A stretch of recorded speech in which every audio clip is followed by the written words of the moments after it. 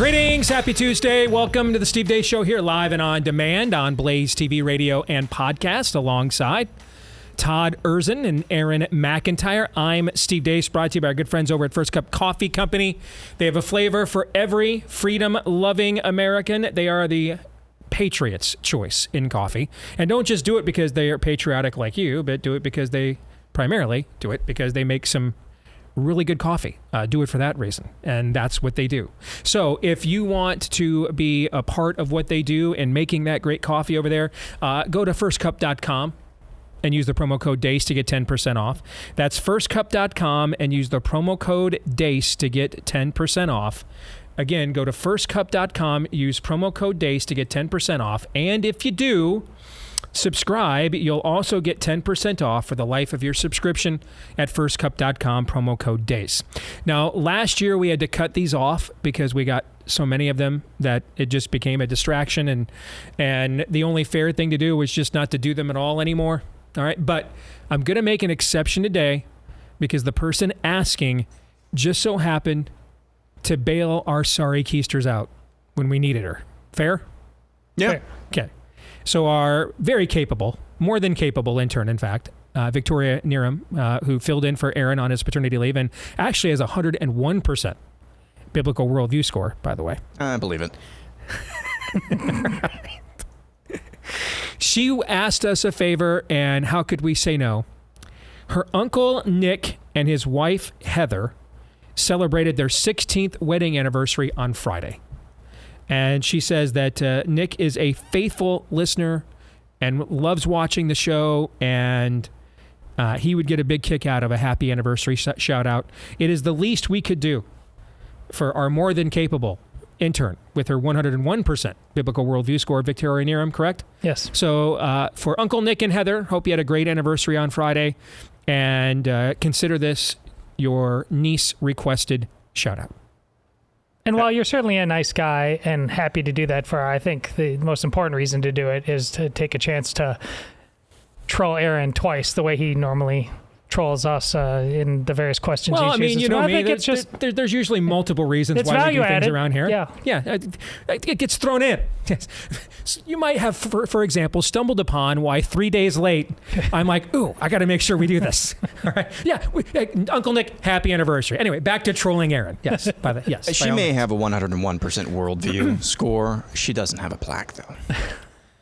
No, hers is actually hanging up over here. Oh, she doesn't? She left it over here when Okay. she left. Well. Yeah, it's hanging up right there.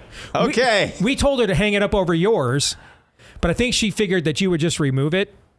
She's right. Yeah. So she put it over here on the permanent stand. All right.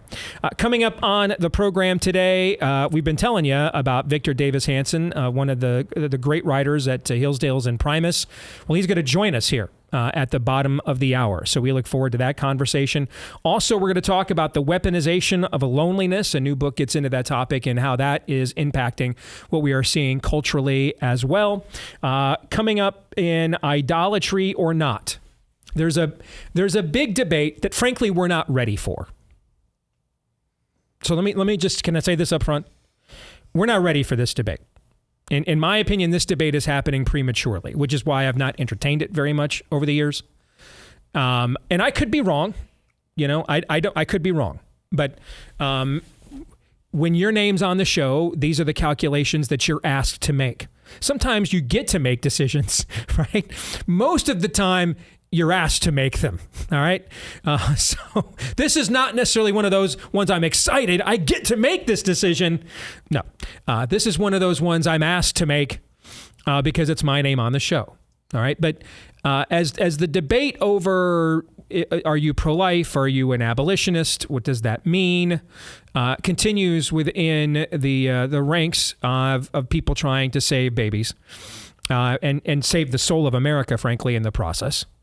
There has been kind of a tributary that has emerged, kind of a side plot here about whether or not it should be a crime to commit an abortion.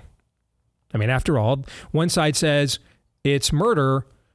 Why wouldn't we punish murder, right? Okay.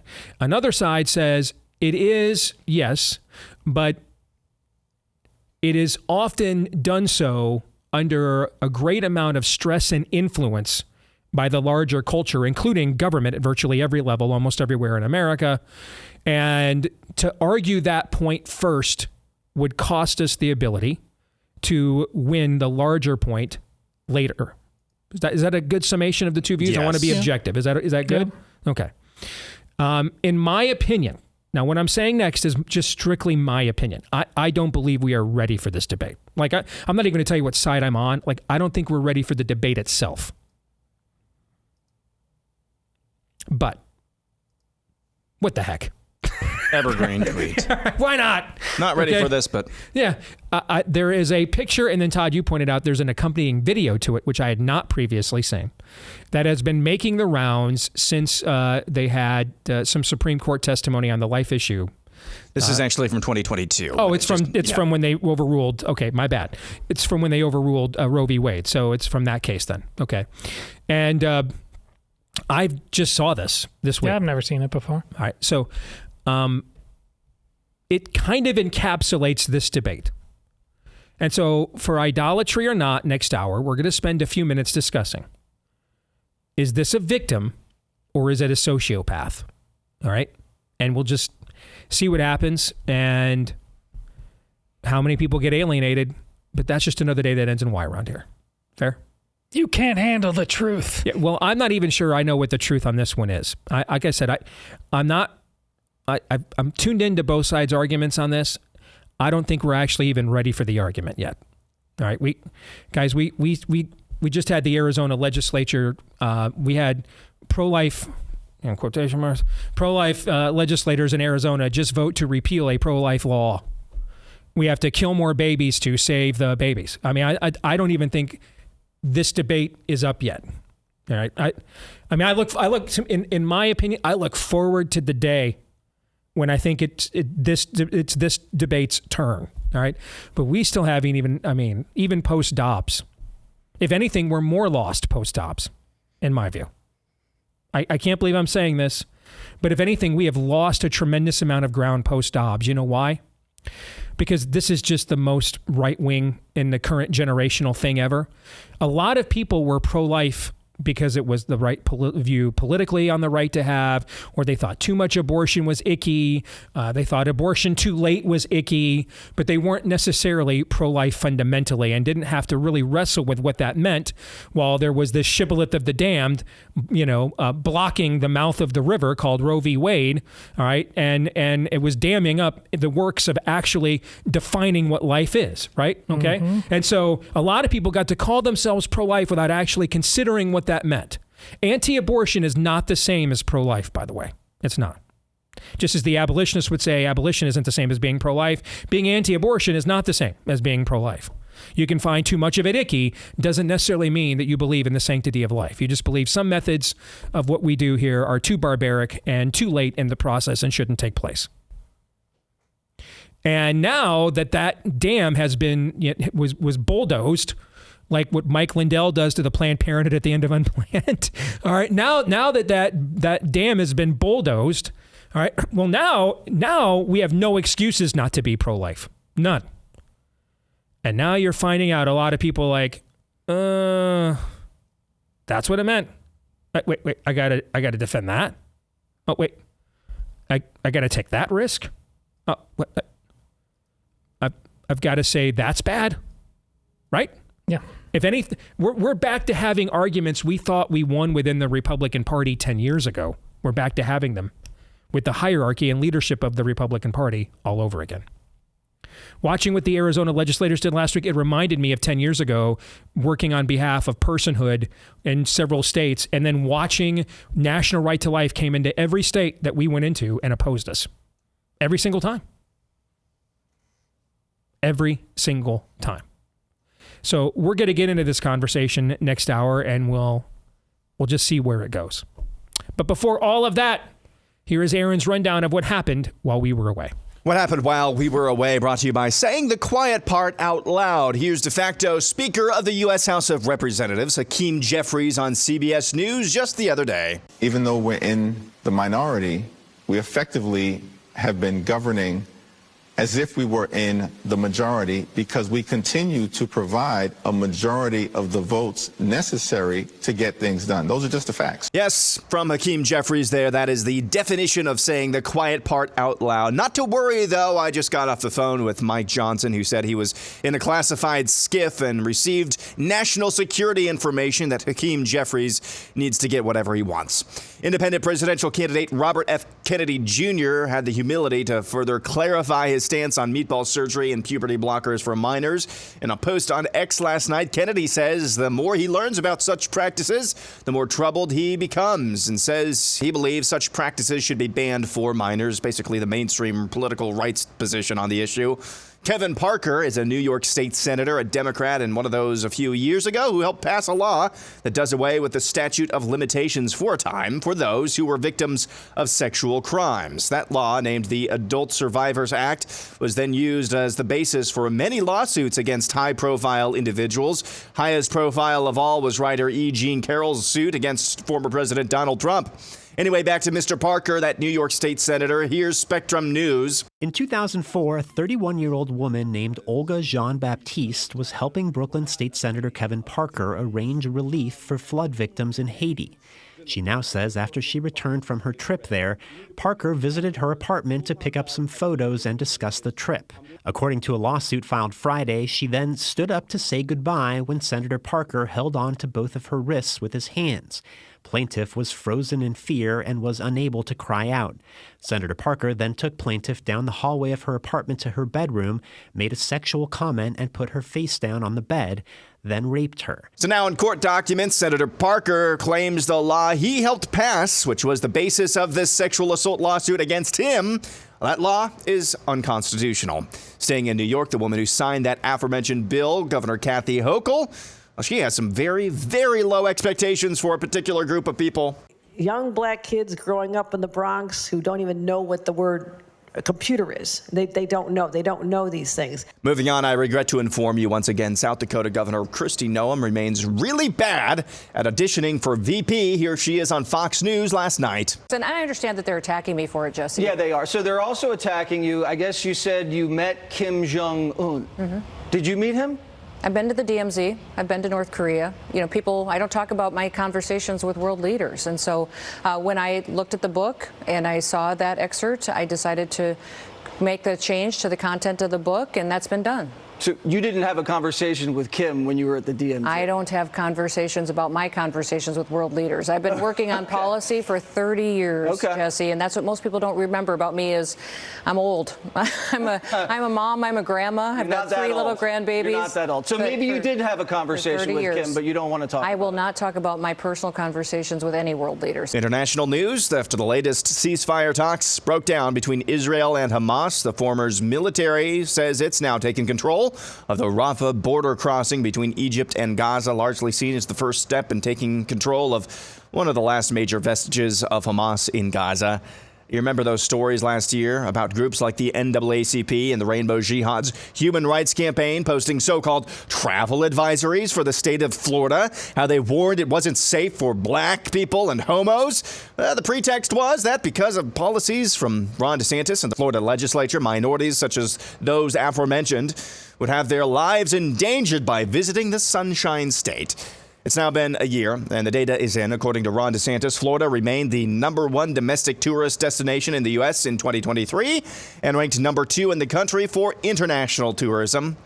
News Nation's Chris Cuomo interviewed a nurse practitioner recently who claims he had a vaccine injury thanks to the COVID jabs. As Cuomo set up that interview, he made this revelation himself. The New York Times released an article that's getting a lot of play that says that there are thousands of people who say they're still suffering side effects, they believe, from the vaccine, and that those have been ignored. Now, one of them is nurse practitioner Sean Barkovich.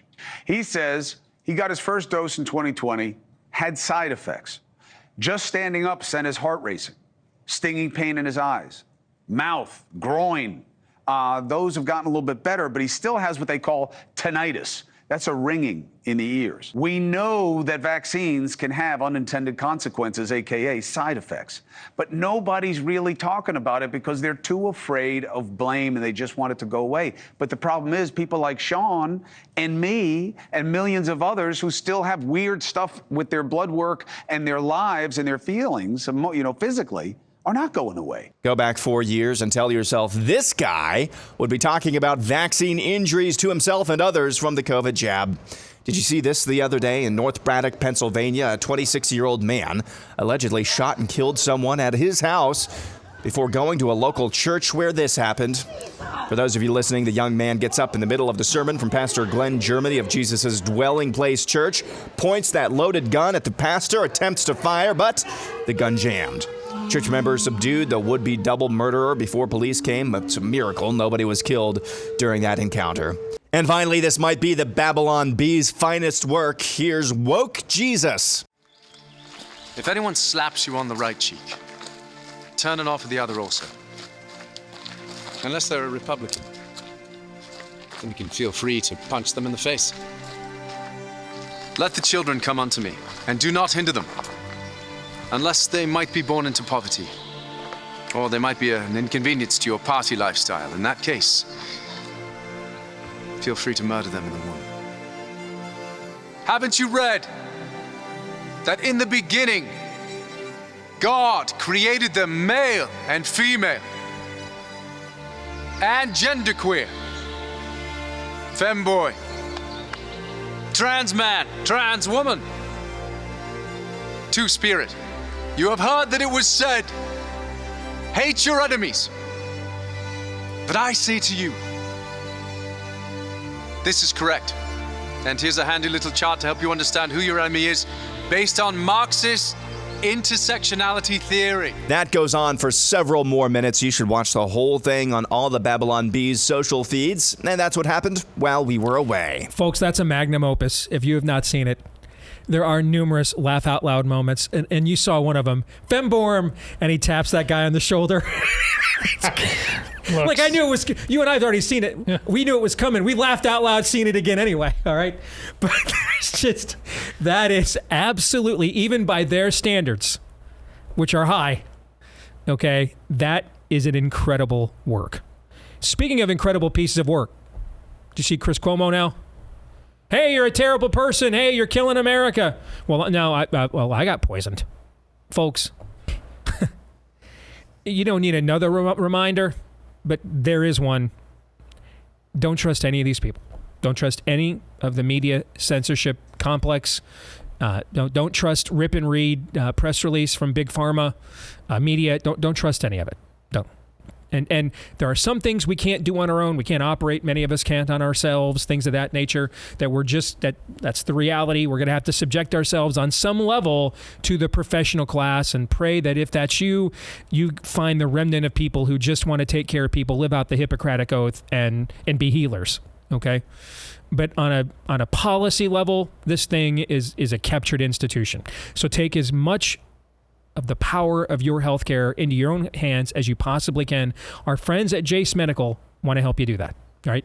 You can get the Jace case to make sure that the next round of, when we absolutely need them, award-winning medications and antibiotics are not suddenly now categorized as horse-pace, dangerous, etc. You can get things like EpiPens and ivermectin included in the customizable version. There's dozens of add-on options. So this way, for example, if you've got a loved one that is on Medicare or Medicaid, they're a complete ward of the national public health state industrial complex. Make sure this is one way to help them, that they've got peace of mind of knowing that they've got a backup plan. All right. Go to jacemedical.com, JASE. Check them out today. jacemedical.com. Use the code DACE at checkout for a discount on your order at jacemedical.com. Promo code DACE for a discount on your order at JASE, jacemedical.com. All right, a couple of quick political points I want to make today from Aaron's montage. I'm about Kristi Noemed out. We've gone. Oh, she's not done with you, though. We've gone from the Jonah Hill gif to, what do I have to do? Okay, I mean, where is Jobu? Whom must I make sacrifices to get this to end?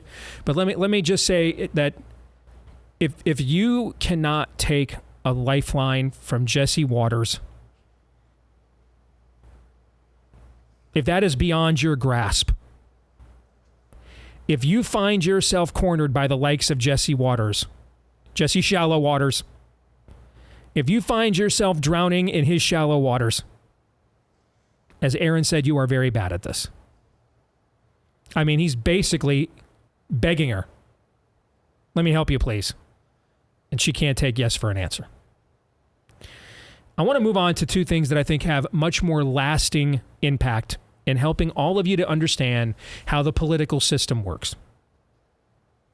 Despite what you're told by people like Jesse Waters on Fox News, who's just the next Fox News talking head, whose job it is to make sure you fit into their Overton window and don't dare take a crowbar to it.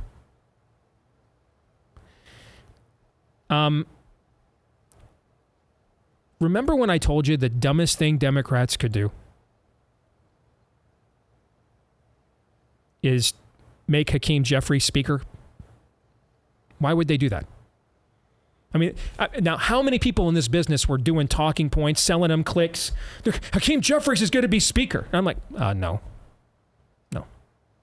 Democrats aren't like us. They believe things. Why would they be speaker? They're getting everything they want.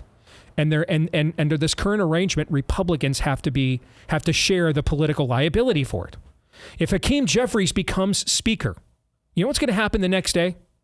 The very next day, every Republican who is just sending sternly worded letters now, I think Jim Jordan launched another probe into Jack Smith today. I'm sure it'll have all the same impactful results of his previous probes. Somebody sends these Republicans out to trailer parks so they can be anally probed by the Greys.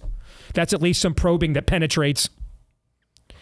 But what happens is, if Hakeem Jeffries becomes speaker, all these Republicans who told you that they didn't have margins to do anything, that their hands were tied, that it was this, are all going to be saying, defund everything! Defund Jack Smith! Defund the persecution of Trump! Literally. They're just going to have like a rally, shameless rally on the Capitol steps like the very next day. Maybe even Mike Johnson will keynote speak.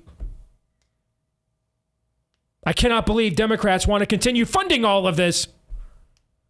That's what would happen. And fortunately, not probably a lot of you that listen to a show like this, but a lot of your friends and family who watch shows like Jesse Waters will lap that up like a dog, because the dog returns to its own vomit. Just lap it up. And then they'll, contact you and say, why are you criticizing the Republicans on your Facebook page, sweetie? I saw on Fox News tonight, watching from the retirement home, that they're demanding Democrats do something about this. And you're like, well, you lost me at you watched Fox News last night, Nana. Right? Yes. That play out enough time? How many times that play out in right-wing families across America nightly, do you think? Couple of times. Couple million to infinity and beyond, in fact. Instead, as Hakeem Jeffries just says in Aaron's montage, they can get all the policies they want, and now the Republican fingerprints are also on the murder weapon. So they don't have to run from anything. Anything you want to attack them on, they can just turn right around and say, your people funded it. But they're inoculated.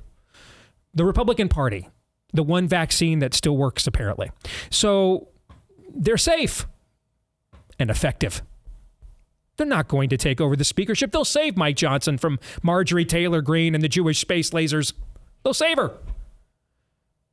Because save him, I should say, Freudian slip on that. Because he's the human shield. By virtue of what he does, we're all to blame. None of us have any standing now to criticize Democrats for any of this demonic evil monstrosity, because, quote unquote, our guys are funding it too. They're getting everything they want. And they're inoculated at the exact same time.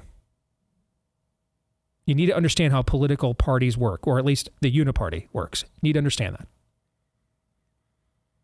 The dumbest thing Democrats could do in an election year is ascend to the speakership, which is exactly why they're not going to do it. You'll see 100 Democrats cross over and vote for Mike Johnson if they have to, because they'll keep getting what they want and then also not have to take the blame for it unilaterally and singularly from the American people. Probably not going to hear that analysis too often on Fox News here, probably. Do you think? You will not. Probably not. Because it's true. Let me tell you another thing that's true. We've forgotten here, but let's not lose the plot. Ron DeSantis is disproving continually the narrative of virtually every pukish, incestuous GOP consultant who's ever lived, who's ever smeared God's green earth with his presence. Because here's the thing. It turns out that even in a state Barack Obama won twice, if you govern well, you can just be ruthless. Ruthlessly right-wing. Disney's stock dropped again this morning. It is currently trading where it was about 20 years ago. Ironically, the only thing in Disney's latest report that is showing a profit are its Florida theme parks. The only thing. Let me translate what this means. Now, he didn't do it alone. People are already pushing back on Disney's rainbow jihad indoctrination before Ron DeSantis waded into those waters. In fact, that's probably why he waded into them. All right. But he certainly helped punch them right in the non-binary regions. Did he not?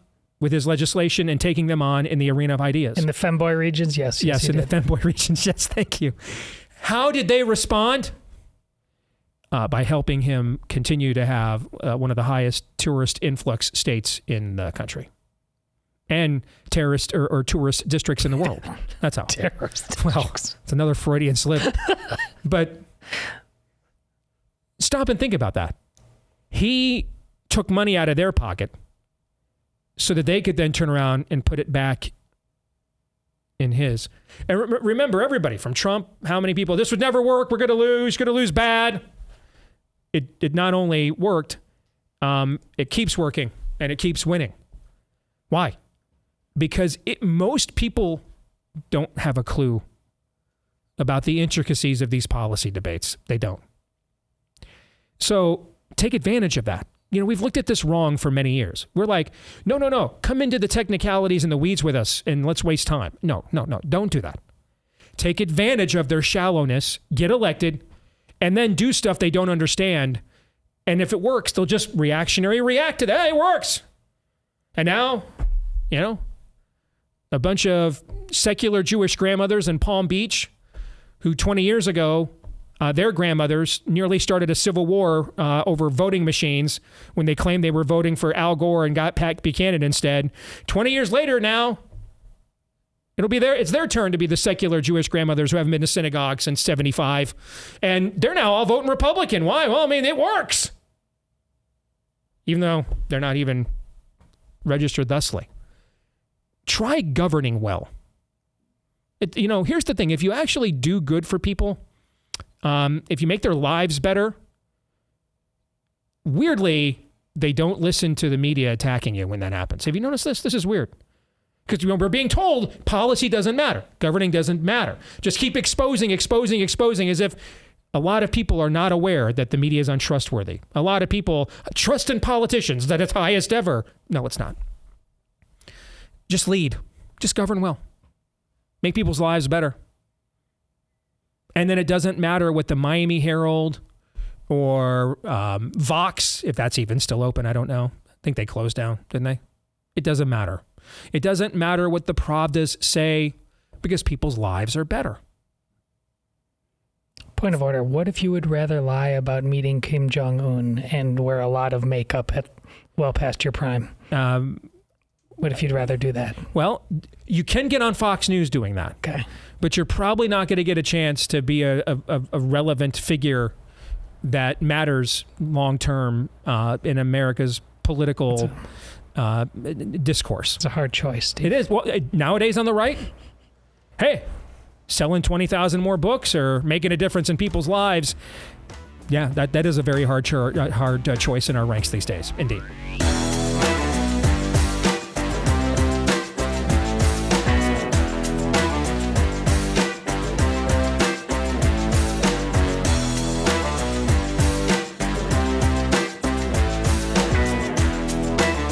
We are joined now by a man who will not require much of an introduction for many of you. He has emerged in recent years as one of the most important cultural commentators we have.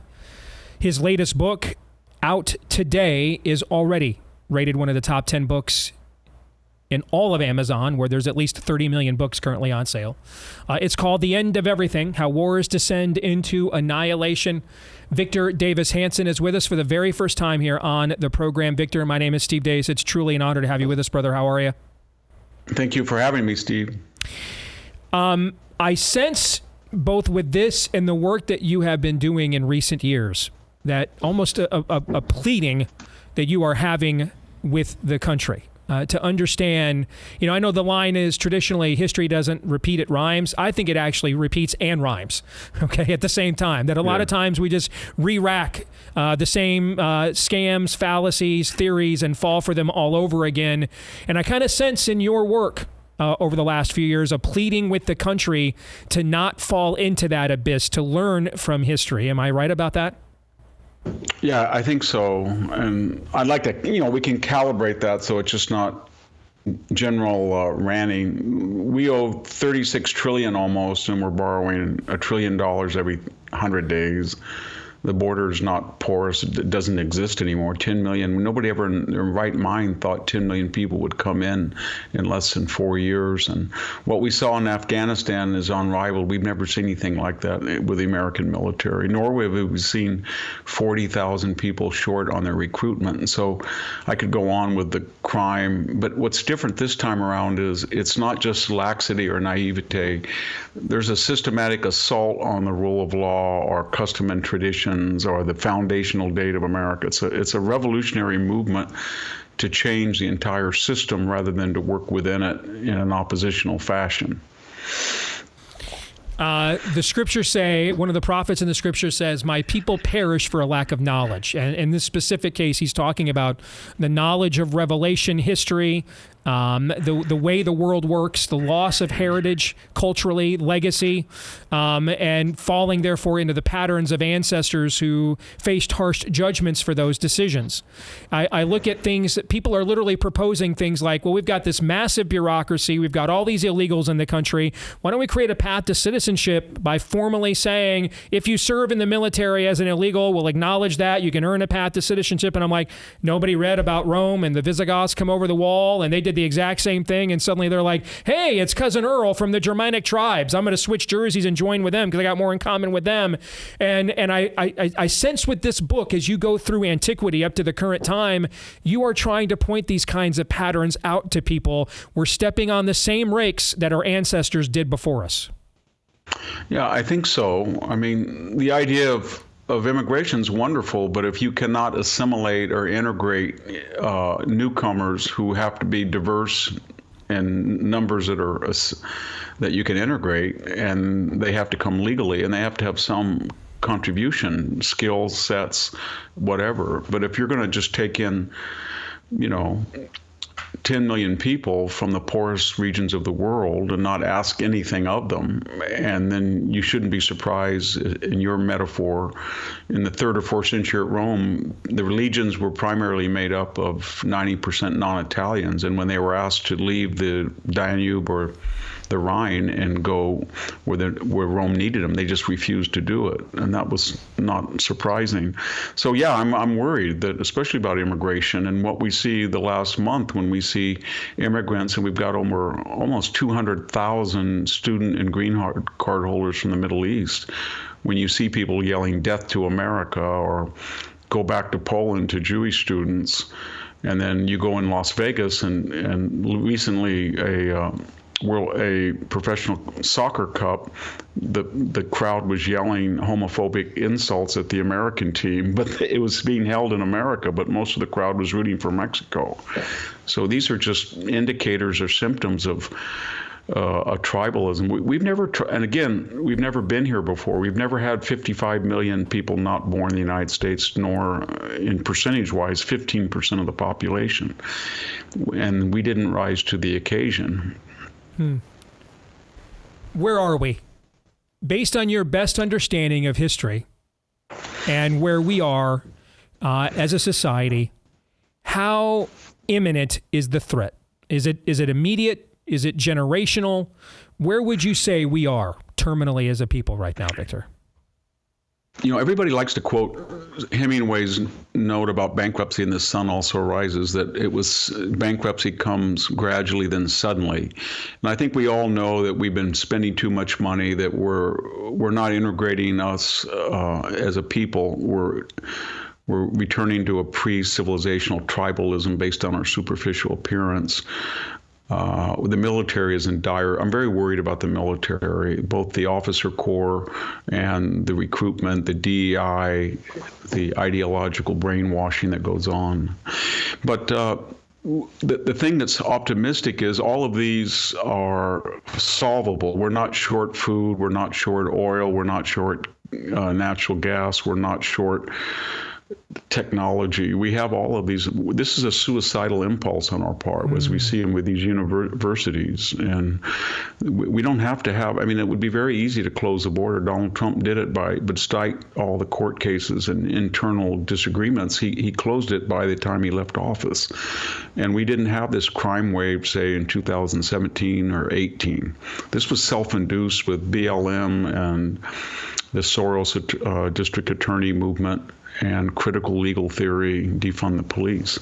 So these are all contrived efforts to remake the United States into something that the founders never intended. It's sort of like 1793, a Jacobin revolution, where you rename, they renamed the days of the week, the days of the month, but we've renamed the foundational date. We're trying to wipe out statuary iconoclasm. We destroy monuments. Yesterday, people in Central Park defaced a World War I monument, or we put Palestinian garb on a statue of George Washington at George Washington University. No one cares. So this is a multifaceted 360, 24/7 effort to change the culture and the sociology, the demographics, everything about the United States. We have one of the more unique foundings in human history of any empire, superpower. Some of us might call it providential, given the uniqueness of the circumstances, the random things that had to occur. For example, a serious storm that threatened the Brits during the War of 1812, just as they were about to maybe finish off Washington, D.C., and they had to retreat in light of that, and that maybe spared our capital. Things of that nature that just seem like random moments that some of us might attribute to providence. As I look at what's happening in our decline, Victor, it seems like this is, you mentioned it just a minute ago, the suicidal impulse. Like all the debt and everything else we have, in history, what happened is the nations you were indebted to, their armies were outside of your city gate to collect the debt, right? And if you couldn't pay, then they were taking your women, your children, your resources and sacking the city, right? So the debtors showed up to get their remittance. In this case, it seems like that isn't going to happen externally. Like I can't think of another world power or superpower that just kind of quit on itself historically. Can you find an example previously of another society whose ruling elites just said, we're good here. We're going to give up on what made us elite and just quit? Is there a precedent for this? Yeah. I think if you look at the British aristocracy and upper classes, between 1920 and 1940, they kind of gave up. And then and the war shocked them into a last stand. But the models for British society that had been so successful in the 19th century, by 1950, they were pretty much resigned to second-class status. And yet Britain was a very innovative, brilliant society, and it went completely socialist in the late 40s and 50s, and it kind of imploded, and it opened its borders. It didn't ask anything of immigrants, and that was a suicidal impulse as well. So, France did the same thing both before World War II and right after. Europe in general did, and that's tragic. I think that's affected us too, because we were always looking toward our cultural partner in Europe, and yet when it went socialist and pacifist and utopian, we really were left all alone. And that impulse is here now, that socialism, the idea of a huge government, unaccountable, redistributive agendas, reparations, open borders, don't judge somebody, that type of atmosphere. And it's very dangerous because it's coupled with leisure and affluence. So when you see these students, they act like Bolsheviks, but when they go in and take over buildings, they send out requests for gluten-free pizzas and birth control pills. And, I mean, it's a very funny revolutionary moment we're in. This is not coming from the kids of coal miners or steel workers or the impoverished miners or farmers. These are very, very bicoastal children of the elite, and they are very nihilistic. They've been taught to be nihilistic and to hate the very system by which they've prospered. And it's dangerous because I think we'll have a reckoning in November. I would like to think that the people who make the country work every day are tired of this, and they're going to see this. But the left, they don't count on the population being in agreement with their agendas. They count on control of the institutions, the media, K through 12 academia, the corporate boardroom, entertainment. These things, they feel they can wield power and influence through controls of communication and finance and education and technology. But still, there's still, for a while longer, the people still have a voice. And I think you can feel it, that the people are saying, I don't want what these people are doing. We've got about 2 minutes left here with Victor Davis Hanson. So let me end it with a question I know that everybody wants me to ask. What's the way out? Well, the way out is a return. I don't want to sound too reactionary, but the way out is each one, according to our station, we can't be self-ostracized. We can't just go off and move to a red state. We have to say these are not their institutions. Stanford University was not a left-wing institution, nor was Harvard. Hollywood used to be a great institution. The Oscars used to be a sane place where you recognize talent. We can't just say to these people, well, they ruined all these institutions and I'm moving to the hills of Tennessee. We've got to say, wherever you are, according to your station, you've got to speak out and reclaim this cultural heritage of your country, and don't let these people get away with it. And all the slanders and smears they level at you, you have to welcome them, because otherwise we just tell all these prior generations that died at Shiloh or Okinawa or Omaha Beach, we just said, well, all those institutions you created, we just handed over to the left, and we just moved away and said we don't want any part of it. And I don't think that's a viable solution. So we've all got to vote, give money to candidates, speak out as we've never have before. Name of the book, The End of Everything. It is the latest from Victor Davis Hanson. It's been an honor, brother, to have you with us, and we would certainly like to do it again sometime in the future. Thank you for everything you do. Appreciate it. Thank you. Thank you, Steve. Much appreciated. You bet. God bless. Brought to you by our friends over at Hillsdale, and Victor is just one of the writers that you can have access to with a free, no-obligation subscription to Imprimis from Hillsdale. Christopher Rufo, who is doing the kind of work that Victor talked about in terms of fighting back within institutions, building counter-institutions, and more. You can learn much more about Victor and Chris Rufo and the work that he and others are doing with Imprimis. It's produced and mailed as part of the educational mission on behalf of Liberty at Hillsdale College. It's their free digest of Liberty. Goes out to more than 6.5 million homes and businesses. If you want to join the ranks, go to daceforhillsdale.com, F-O-R. Use the preposition, not the number. Daceforhillsdale.com is where you can go. Again, that's daceforhillsdale.com. Thoughts on what we just heard from Victor Davis Hanson? You know, basically what he was articulating there in terms of the oddity of this supposed revolution that we've seen on college campuses over the last couple of weeks. The oddity of that reminds me of just a wonderful meme that says it speaks 1,000 words, and it simultaneously indicts both sides, whatever the sides are, of this divide in America. And it's the meme template of a guy kind of hunched over, a stick figure hunched over. Jesus, why do you give me your toughest battles? And the voice of God comes and speaks to him and says, your opponents are literally infertile Muslim, vegan, atheist, lizard people.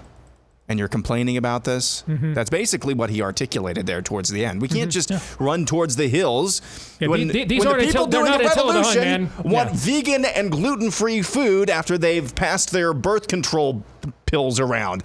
That is dumb. It is the essence of stupidity, and yet we act as if it's some sort of monolith, and it is, but they're not the same revolutionaries of our forefathers.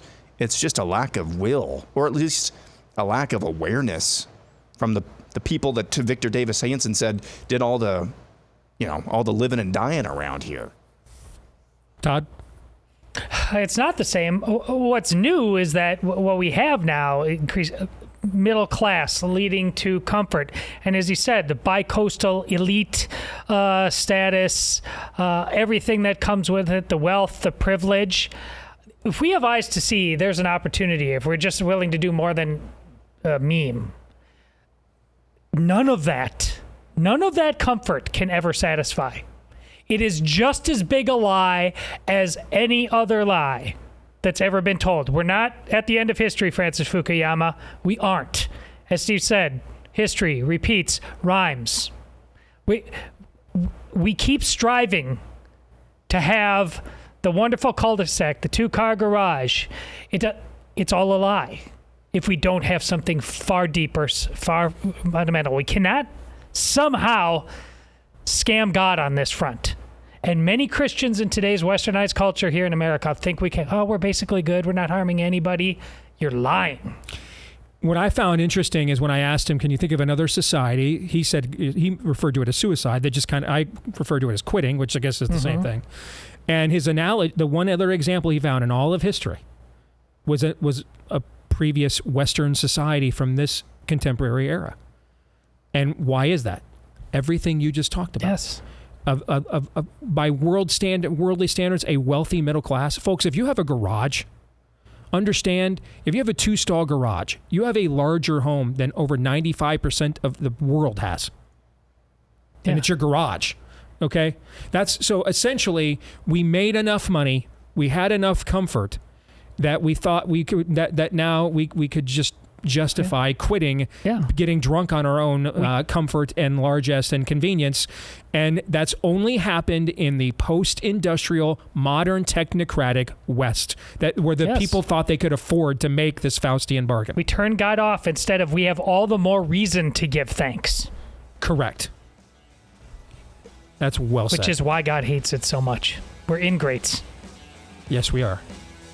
That's even worse than being rebellious, by the way. That's denying your legacy and heritage. Hour 2 is next.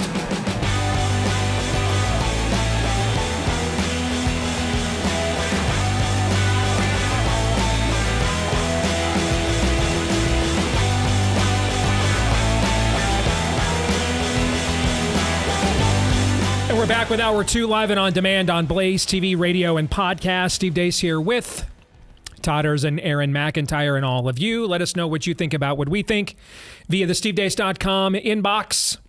Take advantage of that by emailing the show, steve@stevedeace.com, DEACE. Like us on Facebook, me, we, and Gab. Follow me at Steve Deace Show on Twitter, Getter, Instagram, and TikTok. And if you listen to the podcast, thank you. Please, if you have yet to do this, leave us a 5-star review, hit subscribe, or if you're on iTunes, follow as well. That way, every time we do a new show, it'll show up in your feed every single time. And we want to say thank you to all of you that have done each, if not both of those things for the program already. They've helped to boost the show, and we are very and deeply appreciative. Also, want to let you know for Pop Culture Tuesday, forgot to mention this at the top of the show, that's going to be today's overtime. At blazetv.com/Deace. We'll stick around after the program is done here in an hour, and we'll record that for Blaze TV subscribers. You'll be able to watch it uploaded later today at blazetv.com/Deace. We're going to get into what is so far the #1 show on Netflix in 2024, and it's called 3 Body Problem. And watching this show, I just kept finding myself asking the question, am I seeing what I think I'm seeing? Do they know what they're even saying? Maybe I read too much into it. But we'll get into that. The three of us will discuss that for Pop Culture Tuesday today. If you're not yet a Blaze TV subscriber, you can go to blazetv.com/Deace and become one at a discount today. Again, blazetv.com/Deace. This part of the show also brought to you by our friends over at Constitution Wealth. They are the Patriot's Choice in Wealth Management. If you are already trying to avoid doing business with people who hate you whenever that's an option, why not apply the same thing to your retirement, your investment portfolio as well? Constitution Wealth can help you build a solid investment plan that can also diminish your investments in ESG, DEI, and other woke pagan schemes trying to take down America. And you can put your money to work in the culture war and find out that might be the most powerful weapon that you have. All right. So help them work on building the parallel economy together. Work with an advisor who shares your values. Why would you work with anyone else? Just go to constitutionwealth.com/blaze. That's constitutionwealth.com/blaze. Sign up for a free consultation today at constitutionwealth.com/Deace. I'm sorry, /Blaze. So, there has been within some of the recesses of the Save the Baby movement, there has been a simmering debate, and it's a side plot to the ongoing debate between those who categorize themselves as abolitionists and those who claim to be pro-life. And the abolitionists believe that we should criminalize abortion. That if it's murder, those who commit the murder should be treated like any other murderer. Pro-lifers believe that would be the cart ahead of the horse, that there's no way the culture is ready for that yet. And therefore, we need to win the argument from the inside out and win the argument that the life is precious first. And since the current law and many of our institutions have put that life in the hands of the mother, the risk is driving the mother further into the arms of the demonic baby killing industry by telling her up front that she is a criminal. Am I adequately? Am I missing something on both sides? No. You're going to get emails regardless. Yeah. I know that. That's going to be true. But I think you're doing that happens every day. Yeah. But I am truly trying to be objective here because I don't have a part in this argument. I don't. And I'll tell you why. Like I said at the top of the show, just to reset, I don't believe it's an argument we are in any way, shape, or form prepared for. If anything, I am as discouraged as a pro-lifer as I've ever been, which I would not have told you at the end of June in 2022 when we received the biggest win we've ever received. It's just been nothing but L's ever since. Nothing but L's. And whether it's very clear that the pro-life political leadership was not prepared whatsoever for a state-by-state fight, for whatever reasons, is it because, which is what I think, that empowering the state organizations disempowers them, so they'd rather keep this all in Washington. That's what I think anyway. Or whether it's just because they're just literally that Kristi Noem bad at this and are just completely... The other option is they were just completely blindsided that the baby killing crowd was just going to say, okay, we'll just enshrine this in your state constitutions then. And they were like, well, go away. Knock me over with a feather. I never would have seen that coming. So if you prefer that option because it's less incendiary and divisive, cool. That one doesn't really comfort me much, you guys. Are you more comforted by the fact they're just that bad at this? I'd actually prefer it to be a grift because at least there's some thought going into it. All right, if they're just that bad at this, we're even more screwed in my view, but some people may prefer that explanation. Fair? Fair. But there is no doubt we were unprepared for a more parochial fight on this, regardless of what the reasoning for it was. We simply were not, right? We just weren't. Right. We've been outflanked virtually on every single front. We'd like to march in January, and then we have no plan. Right. The Republican candidate for senator in Arizona has taken dramatically different abortion positions on the same piece of legislation in 2 weeks. Okay, it's got to go to, it's a great law. The current Republican nominee for president, as a Florida resident, is not even willing to say how he would vote on the latest attempt to put kill 'em all in a state constitution, which is going to be on the Florida ballot this year. All right, which they need a 60% threshold for that to pass. I don't think they'll get that. I bet you they get a plurality, though. I bet you get 52, 53. I could see that. Yeah, the Republican nominee for president said he won't tell you how he's going to vote. Donald Trump said, "Yeah, I'm not going to tell you how I'm going to vote on that. I may not even vote on that."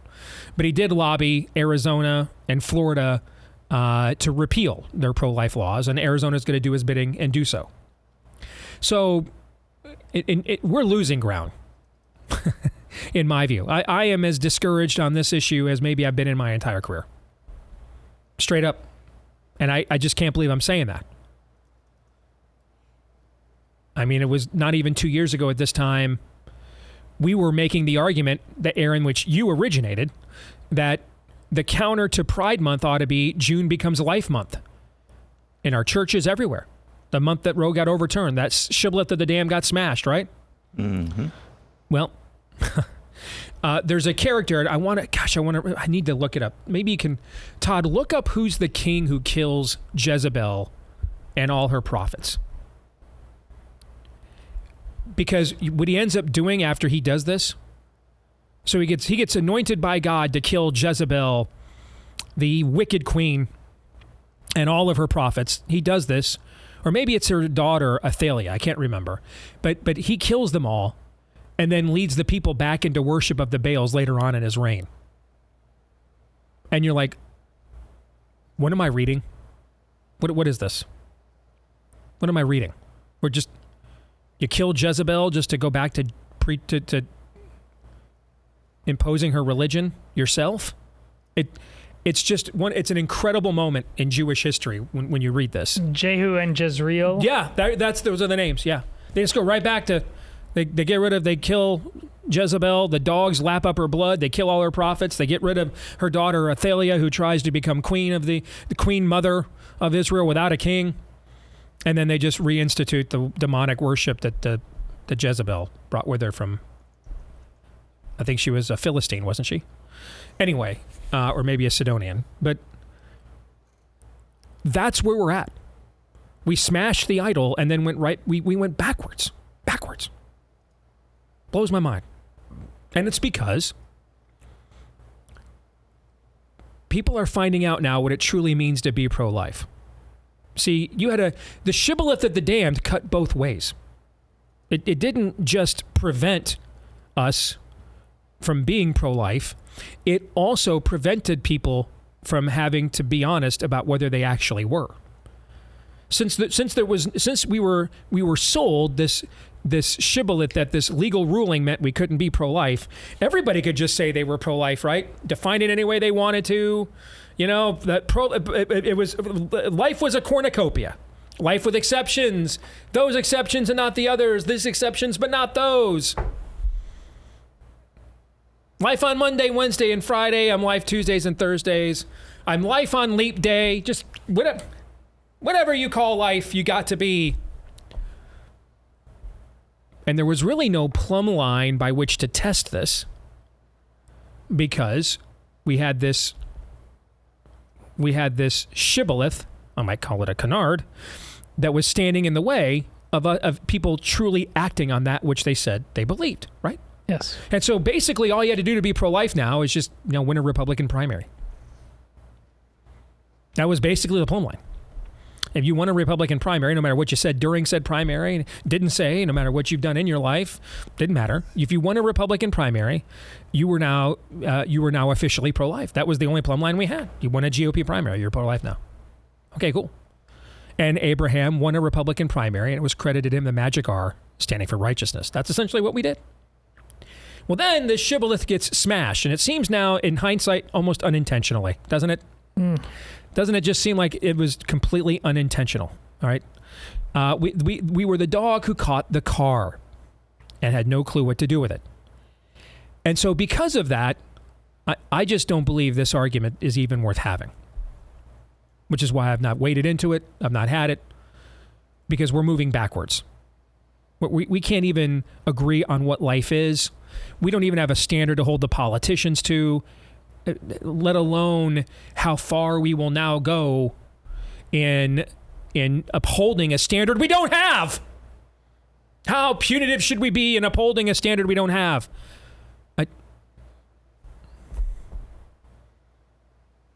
I don't think we're there. You may disagree. I would prefer that you are right. I look forward to the day that this is where what we should be actively debating regularly. How much to punish? Like, no one in the year 2024 is like, I don't think we should punish slavery. I mean, we don't want to turn the slave traders off. They may come to us and realize what they did was wrong. No one would do that, right? No one would do that. Give it time. But point made. Like, literally, this is the one crime you can actually advocate for capital punishment of, even like on ESPN. Like, if Stephen A. Smith said, I think we should hang slave traders, every other show on ESPN is going to agree. Hey, or play that clip. We agree, hang the slave. I mean, it's unconscionable, right? Mm-hmm. And so you reached a point where now, I mean, what came first, an Emancipation Proclamation or penalties against slave traders? Well, the Emancipation Proclamation came first. First, we had to declare that these people were people, and then came the penalties against what we were doing, right? Mm-hmm. So that's why I don't think we're even to the point of having this conversation. Are you saying in a culture where we don't even know what a woman is, we might have a problem persecuting said maybe or maybe not woman for maybe or maybe not killing smaller in the womb, maybe yes. or maybe not woman? Are you saying that that's the problem? Yeah. Yeah. And I also think we do need to recognize, as I've said every time we've done a preborn read, it is not typically women in secure, safe relationships that are out looking to have abortions. It's typically women that aren't. Who presented them that option? The government did. But again, I don't think we're to the point of this argument. But let's entertain it for a few minutes anyway. Especially in light of this photo I saw over the weekend that goes back to the protest during the Dobbs ruling in June of 2022. This is a woman who is pregnant, showing her pregnant belly, and she has written over the stomach of her baby the words, if you're listening on the podcast, you're not seeing this. She has written over her stomach the words, "not yet a human," even though she's visibly pregnant. Like, this kid could drop any minute now, pregnant. Like, even her belly's low. You know what I'm saying? Like, this woman's good to go. Like, if you looked at this woman and the next thing she said was, "I think my water just broke." Right. All three of us. How about? Well, you guys are guys. Why do you get to comment on this? Well, because we all have wives. We've actually all been through the birthing process. None of our wives, by the way, are shrinking violets. They're all college educated. They're all professional women that work in very highly educated professional fields. Your wife journalistically, Aaron's wife in the medical field, my wife now in the therapy field. None of these, not that there's anything wrong with that, but just in case you want to go with those stereotypes, none of our wives are at home with a doily on their head and a denim skirt.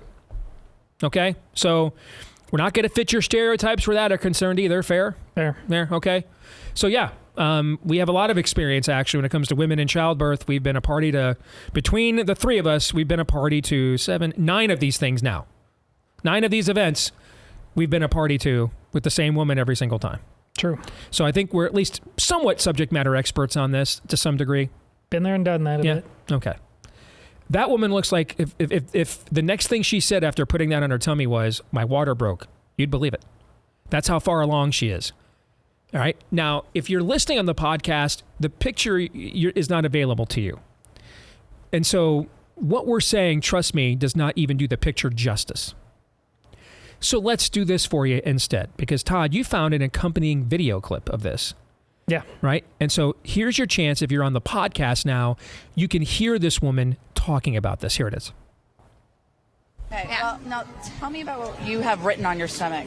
Sure. So this is a part of me right now. I'm Jewish, and according to Jewish law and tradition, life begins with the first breath and at birth, and that if anything were to happen up until then, that it is part of me and it is my decision. It's part of my body. It's like a limb. I mean, it is a significant part of me, but it's my decision. Okay, so I see you have written here. Can you read it to me? Yeah, it says not yet a human. And why did you write that? Because everyone is talking about murder, and it's me. It's not somebody else yet. I have a child. This is a person. This is a person with will. This is a person who has decision-making power, and this is me. What do you think of today's decision? It's awful. I mean, it's horrible. I don't know, what parts this baby is going to have, but if he or she does not have the options that they need to make bodily choices around what they can do with their own life, I don't know how to protect them in the world. We're going to completely set aside her claims of Jewish law, which are in defiance of what's in the Jewish scriptures. You know, when Hebrew midwives who were instructed by Pharaoh to commit abortion defied him and did not do that. Or when the Jewish prophet Jeremiah mentions being called forth from his mother's womb. When the Jewish king David of the perpetual kingdom mentions similar, that you called me forth, you knit me in my mother's womb. That could be its own discussion and show, right? We're going to set all of that aside, all right, and just focus on this question. This woman is carrying a full-term baby, basically. A baby that, if it exited her womb, would be entirely able to breathe on its own, function on its own, as much as any underdeveloped human would be able to. Okay, this isn't. I found this isn't your. My boyfriend and I got heated in the back seat at prom last night. I missed my period. What do I do? Stereotype, sob story. This woman is carrying a fully developed child in her womb who could drop literally at any moment. And listen to what she said. I think this does beg a question. Is this woman a victim or a sociopath? Which is it? I'm asking. Sociopath. Yes. So victimhood is one thing. Victimology makes sociopaths eventually out of all who succumb to it. Meaning if you're allowed to stay in your victimhood, if your decisions are defined by the fact that you have victim status, then at that point in time, you lose the ability to apply any moral metric to the decisions, and you're able to take them to any sociopathic means you want because you've been deemed justified by your victim status. Is that what you're saying? Yeah, victim, and you're using victim in the sense that in victimology, it's not really, it doesn't really matter whether you're actually a victim or not. It's just an intersectionality totem pole contest, and it just so happens that she's female, so she's higher on that than the lowest rung, which would be white males. But yes, victimology, whoever practices it, whether it's the color of your skin, what's going on between your legs, whether it's whatever experience you've had in your life, victimology, the practice or the idea that you're just a victim and there's nothing you can do about it, that's your identity, that's your character, that's your personality. It makes sociopaths out of everybody because what happens when you focus on me way too much, way too often? What happens when you look at yourself in the mirror way too often and decide, I like the way I'm staring back at me, and I think everyone should too? What does that sound like? It's just victimology makes sociopaths out of everyone. So no, she's not a victim at all. And what's particularly disturbing about that video that you just heard, did you hear what she said off screen? She had another child in tow. Another child that she already had off screen, off camera. Basically saying to that child, you're lucky you're here, kid. Lucky you're here. How do you say that to somebody you've already born into this world? Because you're a sociopath. You're a sociopath. That's how. You mean like the case in Oregon several years ago where the parents sued the fertility clinic for wrongful birth because they failed to detect their child's Down syndrome, And so they were now, quote unquote, stuck with this Down syndrome kid, where if they had known the child that would have been stricken with that, they would have just killed it. And so they're just letting the kid know, but the kid's siblings as well, and even in a court of law, hey, we wanted to kill your brother. We wanted to, you to be down one less sibling. We didn't want this kid that we're now stuck with. Similar to that kind of sociopathic behavior. That was a real case in Oregon. I want to say about 10 years ago. Todd, your thoughts? Well, sociopaths say things very coolly or smartly that are just obviously insane or self-refuting. I mean, she says this is my arm. This is no different than my arm. It's funny. This is where C.S. Lewis talks about like having knowledge of oneself. We have arms. We had baby arms, and now we have these 50-year-old arms. Steve, has your arm ever voluntarily detached itself from your body or started speaking to you or never. anything My arms like never had that? a heartbeat. My arms never had its own DNA strand. My arms never had its own endocrine system. It's never had its own digestive tract. It's never needed unique nourishment in and of to itself. No, it's just an arm. If your arm follows just an its appendage. natural course, it just stays there. If that thing inside you follows its natural course, it becomes what Aaron just got done talked about. Right. It does leave your body. It does have will, like you said. Your arm doesn't have will. See, this is, again, she's not an idiot. She's not an idiot. She seemed like she's taken advantage of. She's in a precarious position with no way out, no one to support her. She's thought about this. She spent time to take the trip to go to DC to be there to talk about it. She's not like some of the protesters. I'm just following the talking points. She's like, yes, they put the mic in front of me. She wants to tell you she's about a priestess. This. She's a priestess at the Temple of Moloch, is what you're saying. As soon as she starts talking, she says things that are obviously self-refuting. She calls it her arm. Look, there's my arm over there. Once this arm was in my body. Now my arm's over there with Will. It's so insane. What is at the end of her left arm, on her left hand, on her ring finger too? She appears to be married. Yeah. Or at least there's a ring there where a wedding ring would typically be. We can't get a great look at it, but there's a reasonable chance that that's true. Yeah. This is just Romans 1 stuff. It's just Romans 1 stuff. How? Obviously, I hope this goes without saying. I hope the testimony of this show is such that this doesn't need to be said, but it never hurts to be said. The prayer for people like that is obviously that a great work of the Holy Spirit would happen within their lives, that they would repent of their unbelief of their sins, that they would give their lives to Jesus Christ. I hope that doesn't need to be said, but I think it's never a bad thing to say that. But when you witness this level of abject evil, she's talking in front of her probably toddler kid to a newswoman about how the thing in her belly right now is no different or less utilitarian than her own arm. There's nothing special about what's inside her belly. When her kid was once there, him or herself, that is an abject form of wickedness and evil that will not go unpunished. That will not go unpunished. It's just, there is a hell for people and for those who do not recognize that evil.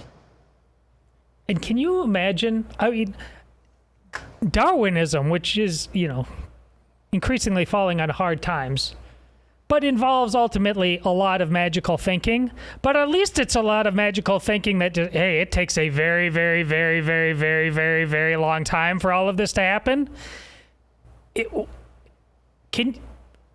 How can you not be anything but a sociopath if you think beyond this level of skin and tissue? One side, arm. The other side, willpower and in agents. Like, that's insane. That you can still believe in hard choices, tough. It's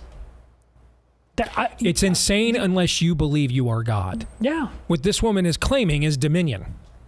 I have dominion over this being because it is attached to me. Therefore, I can do anything I want to it. What's more insane is and that's what you're pointing out, I think, is why doesn't she take that exact same standard to the child that she previously had that's already outside of her womb then? Why can't she just discard that child? That child's under her dominion, right? She's feeding it, yes. Right? She's clothing it, right? Living in her home, I would assume. That child is relying on her for some form of provision. Therefore,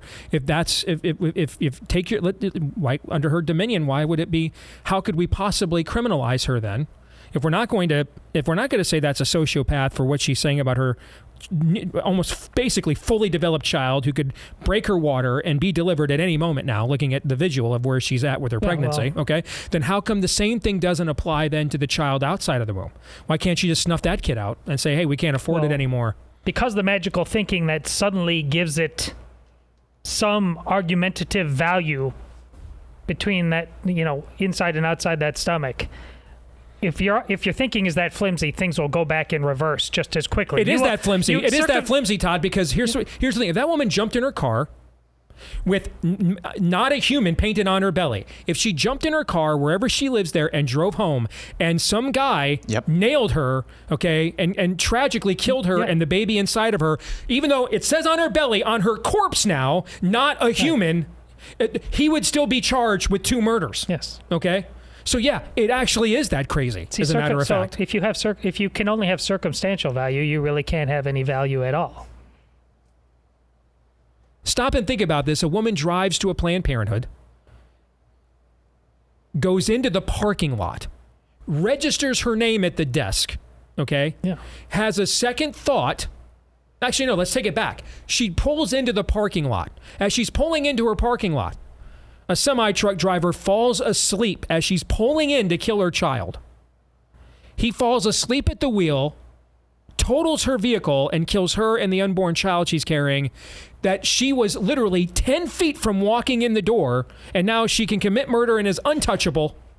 But this semi-truck driver, because he hit her 10 feet before she got there, he's now on the hook for not 1 but 2 vehicular manslaughters. That's where we are. Right? Yes. Yeah. Make sense of that, morally. Well, you're taking this to the next phase. It's not that she's just a sociopath. It's that this becomes possible when you are surrounded in a land of sociopaths. Correct. You don't have to suddenly kill a baby to be one. Correct. I will come back. We're going to talk about weaponizing loneliness and what it's done to the culture next.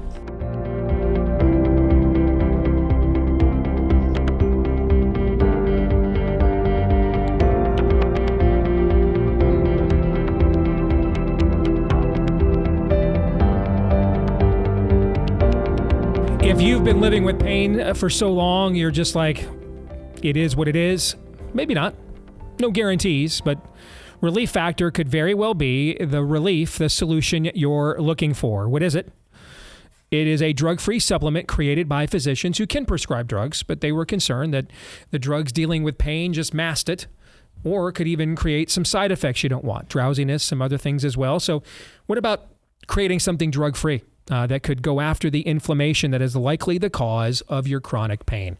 And that something is Relief Factor. Over the years, no guarantees, but over the years, over 1 million people have tried it. And the results they've seen in 3 weeks or less with the Quick Start have been so good that about 70% of them stuck with the product long term. So what do you got to lose? Why not see if you don't see a difference in your pain in 3 weeks or less with the 3-week Quick Start for just $20 from Relief Factor. Get it today at relieffactor.com. Again, that's relieffactor.com. Again, head over to relieffactor.com. The name of the book, The Weaponization of Loneliness. How Tyrants Stoke Our Fear of Isolation to Silence, Divide, and Conquer. It is written by senior contributor over at The Federalist, Stella Morabito. She joins us here on The Blaze. Stella, it's an honor to have you with us. How are you? I'm great, and thank you so much for having me. It's great to be here.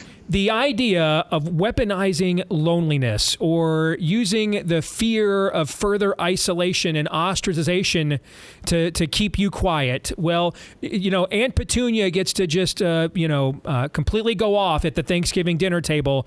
But if you would dare counter any of her factless points once, you're the reason that all of the holiday was disrupted here. And therefore, you must keep quiet. That's kind of like one example, right? Or, well, I don't want to post this on my Facebook wall because then, so-and-so may see it and it might be offensive, etc. Meanwhile, they can just let their freak flag fly on me whenever they want. That's kind of what I sense you're kind of getting into a little bit. Oh, absolutely, Steve.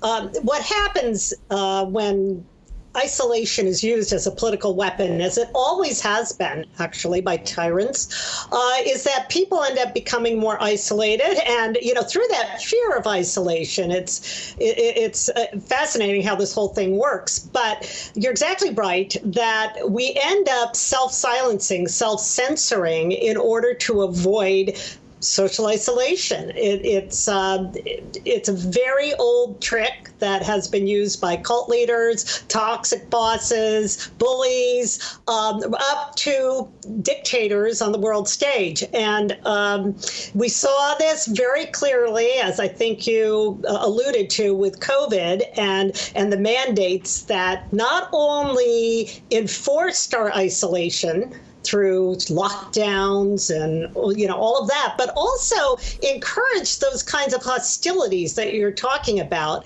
that lead people to shut up about what they believe and even lie about what they believe in order to avoid ostracism or any kind of uncomfortable sense of social isolation. And what that does is it separates us further, and it creates it creates a platform for insidious forces to pretty much take charge over all social life and social interactions.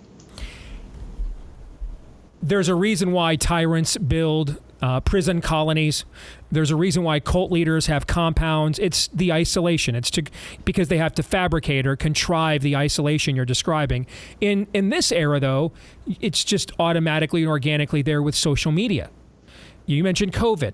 There could be no reason why you would ask for data other than you just want grandma to die, right? And I don't want to be accused of that. And so the last few years we've seen this evolution where I originally went from I posted stay home and save lives in my feed. I then posted my mask in my feed. I then posted my vaccine card in my feed. I then posted a Ukraine flag in my feed. I now post my pronouns in my feed. It's all the same people just getting new virtue signals just dropped. Because, we used to debate as Americans, what's the highest virtue in our society? Is it charity? Is it compassion? Is it significance? Is it achievement? Is it merit? Now it's conformity. Conformity is the highest virtue to show, yes, I am with the good people. I am with the cool people, or what we call on the right virtue signaling. And I long for opportunities to display those credentials every moment. Every time new instructions drop, I await further instructions and I follow them and I post them. And next month, we're all going to pretend while all of corporate America is flying rainbow flags, that we're also going to pretend that these are the most ostracized people in America all at the exact same time. Am I picking up what you're laying down here a little bit? Oh, yes. This is all based on the conditioning effect of propaganda. I mean, propaganda is used to condition people into kind of getting rid of thoughtfulness and conversation and replacing it with conditioned emotional reflexes. And that's what you see in so much of this virtue signaling. I mean, most of these people, they don't even know what they believe, I think. I mean, I think a lot of times if you look at these campus, rioters and everything, I don't believe that they really know what they believe. They are conditioned to believe that they can be accepted, by their reference group or whatever through these behaviors. And of course, propaganda is meant to move us into action, to promote an agenda. And that's why censorship is so important to go along with propaganda, to shut out any other narrative. And when that happens, we become more and more isolated. And I think it's really important that people become much more aware of these social dynamics. That's why I wrote the book. And that's why my new project, which is kind of a book club discussion group called stellasbookclub.com, is meant to try to, help people who feel trapped in all of this to come together in a kind of friendly, open, conversational manner to look at these dynamics and understand better how they affect us so that we can at least get a start on breaking free of them. You're really talking about, you said conditioning. Let's more formalize it. We're really talking about getting rid of critical thinking and just replacing it with brainwashing. Absolutely. No, that's what it's about. And it's about, basically, it's what I call an anti-thought agenda. Yeah. That's what it all boils down to. People acting not out of any kind of thoughtfulness that comes through the cross-pollination of ideas, which is what you're supposed to get in a university atmosphere, or any kind of, civil society. That's being replaced by this conditioning. And of course, the conditioning gets disrupted when people actually do engage in open conversation, as you're doing, Steve. That's exactly what a tyrant does not want. They have to shut down our ability to think, whether it's to think critically or independently and clearly. That's what it's about. And that's what separates us. I want to talk about and get your take on something I brought up on the show many times. And this is an example, a hypothetical that I don't think is very hypothetical at all. I think it's happening daily, all too often in our culture specifically. But what does this look like when it filters down on a granular level to individuals? I am convinced that the vast majority, well, maybe that's going too far. Let's just say a good number of the young men who think they need to be castrated, that they're really a girl. A lot of this comes from, I noticed another guy's nakedness in gym class after PE or after practice. I posted something about it on Instagram or TikTok, and everybody in my comment section said, it couldn't just be because you were curious. It couldn't just be because you're interested why he looks one way and I look another way, or you just happen to gander over there. It must be you're instantly gay or you're instantly trans. And if I push back against that, if I tell the group, well, I don't think I'm gay, I certainly don't think I'm trans, in that same group that is probably where I go for affirmation and acceptance, that same group instantly turns on me like that and calls me a bigot and a homophobe and everything else. And I don't want to be called that like you're talking about. I don't want to be ostracized or shunned by that group. So the momentum just begins and it builds. Next thing you know, I'm in the guidance counselor's office and they're suggesting I need this surgery. And next thing you know, I'm going home and telling mom and dad, hey, my name's not Steve, it's Shirley. And please call me Shirley. All right. And before I know it, I'm in a gown and a robe in an office taking the same chemical we give to child molesters to chemically castrate them, because I need the approval of this group so much. Operating outside of it, I'm like Richard Gere, an officer and a gentleman. I've got nowhere else to go. And so this is my source of affirmation. I don't want to defy the group. And there's no one to stop that momentum once it starts because of the need I have for this affirmation from this group of people so they don't shun me. Absolutely. That's really what it's about, this kind of conditioning process. I mean, demonization is the common denominator behind all of this. We can come up with at least 100 terms, whether it's anti-vax or, COVID denier, election denier. It could be transphobe, homophobe, bigot, hater, conspiracy theorists. That's a big one.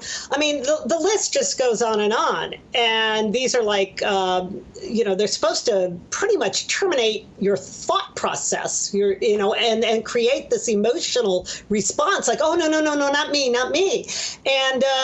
And so you're exactly right. And the transgender thing is fascinating. I've been following it for a long time, probably 25 years.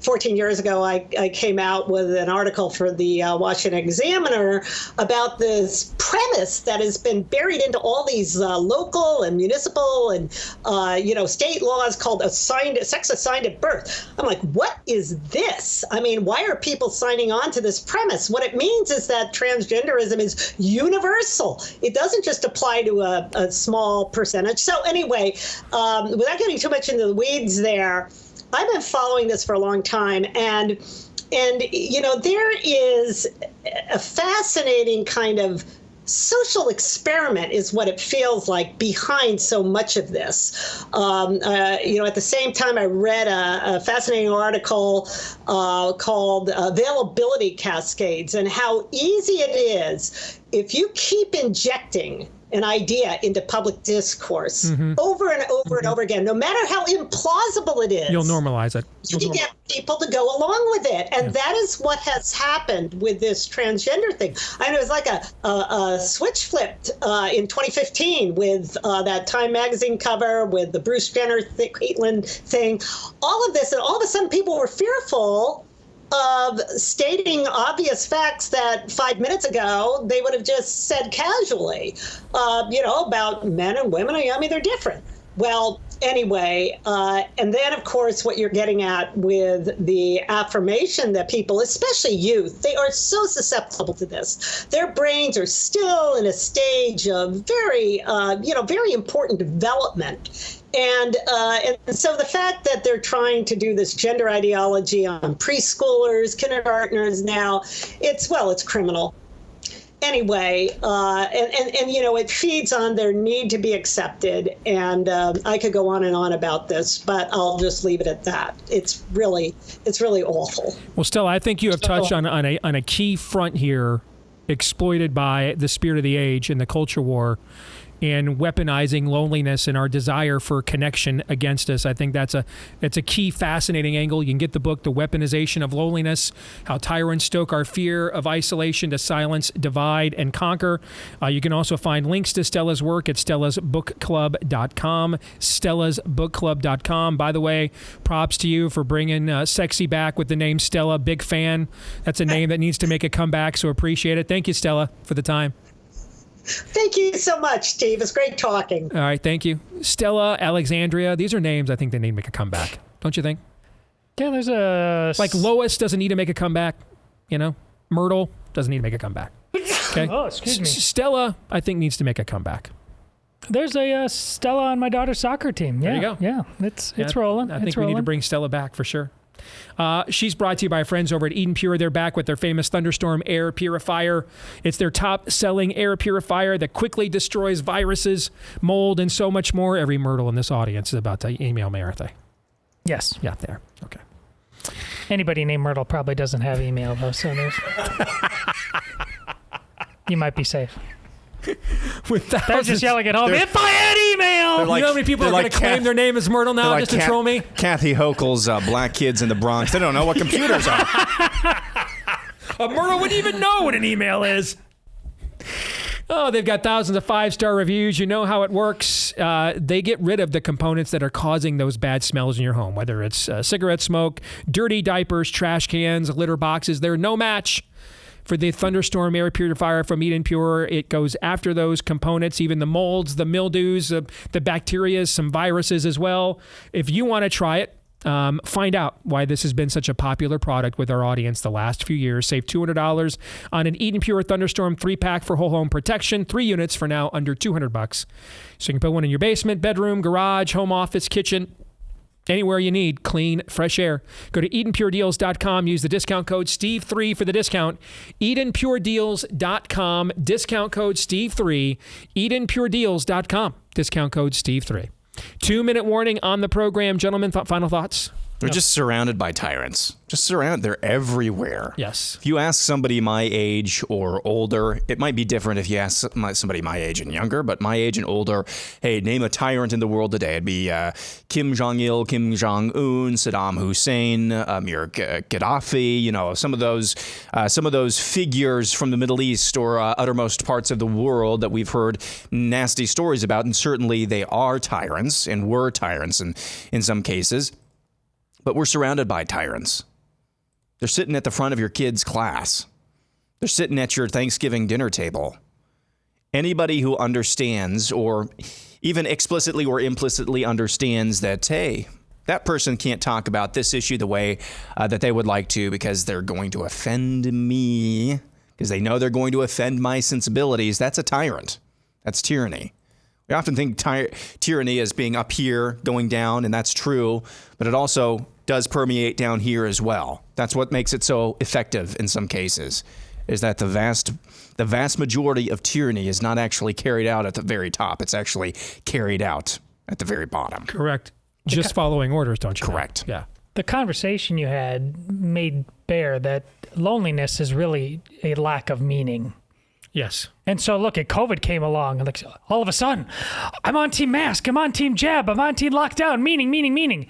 The column you wrote recently about 16-year-old Ariella, she just chaos, loneliness, lack of meaning, and then all of a sudden, both adults and these fellow teens suddenly said meaning in terms of trans. It really wasn't about the trans thing. It was suddenly I felt I belonged.